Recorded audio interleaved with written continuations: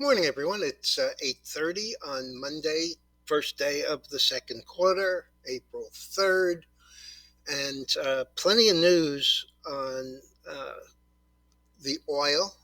OPEC Plus saying that they're going to cut production by another million barrels a day, which is, sent the oil straight up. As you can see, the chart on the screen, we are back into the area that has proven to be problematic. The high here was, let's just see, high here was 82.66. So far, the high here is 81.69.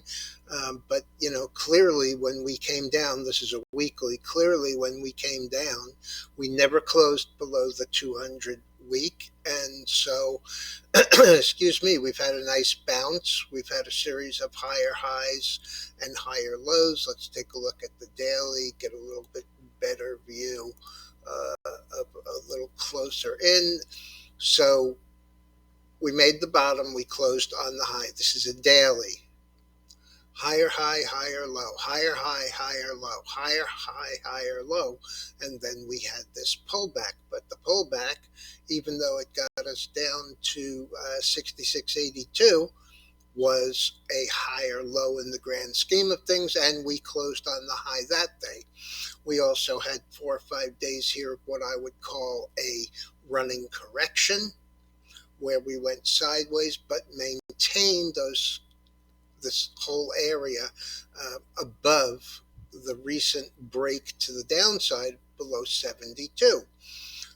Closed on Friday, up on the day, and of course, this is where we are this morning. Again, it's a tough area. The highs here are 82.66, 82.64, and 82.48. So we're in this area. If this were any other chart, I would have to say that I would be looking to be short, even though, we stand a pretty decent chance of going through after some sort of consolidation. What I don't like to see are these huge gaps. Okay, Tesla down $7.30. They reported Q1 production of just under 441,000 vehicles and deliveries of 422. That may look like they're building inventory. That might be a problem, but I have to tell you, I have a very close friend who lives out in Western Mass who wanted to buy a Tesla. Yes, he got a great deal because of the recent price cut, plus the 7,500 that is the government rebate, plus 3,500 from the dealer for a rebate. However, if you think that that's a problem, I have to tell you that he had to be at the Tesla dealer, actually pretty close to where I am, so 2.5 hours from home. And he was told that he had to be there. There was a window of opportunity, but there was so much demand for the car. It's a Series Y. That if he didn't get there by 3:45, his window was 2:45 to 3:45 on Friday, and if he didn't get there, somebody else was getting the car. So, that's kind of anecdotal evidence that the demand is still there, even though it may look like there's a problem with the company. Okay, WWE and Endeavor. WWE has had many problems. Vince McMahon's uh, issues with not sexual assault, but creating a hostile work environment. He had to step down. He came back as the chairman. Endeavor and WWE doing a deal, which basically is kind of interesting.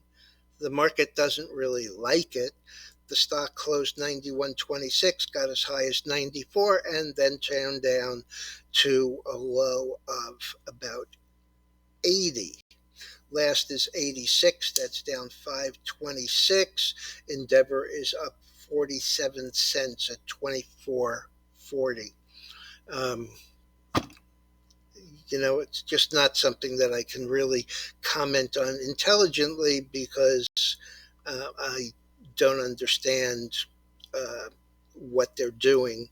And the real fact of the matter is the company WWE was put up for sale not long ago, and clearly there weren't any big price buyers. Okay, the oil. We have futures. S&P down about $7, Dow up 110, and the Nasdaq down about 70. Now down, pardon me, 115. The strength in the Dow is clearly two stocks, CVX, Chevron, 170.26 up $7.46. And the other big Dow stock that's up is UNH, United Health. These are two of the bigger names. I think UNH is the got the most swing in the Dow, and right now it's trading at 486.99. That's up $14.40. That translates into roughly 7 to 1, and so you're looking at the entire move in the Dow being UNH, as well as the CVX adding another 50 to that. Pioneer 215 up 10.79 or 5.8%, and one that we have a position in, Esty, Earthstone, ESTE, currently 13.92 up 91 cents or 7%. So that's your first look at the markets here. One more name I just want to mention is Ascensia, ASND. They got an FDA letter of deficiencies. Never a good thing. Says that there are deficiencies in their filing for this new drug, which is for hyperparathyroidism. The stock closed 107 and small change on Friday, got down as low as 62 this morning. Last is 67.20. That's down $40 or 38%. So also we have a couple of news pieces this morning, economic news, but they don't come until after the market is open. We have at 9:45 market manufacturing PMI, the final for last quarter. Prior is 49.3. Remember, this is one of those $50 is the mean, and we'll have to see, whether or not we're in expansion or contraction.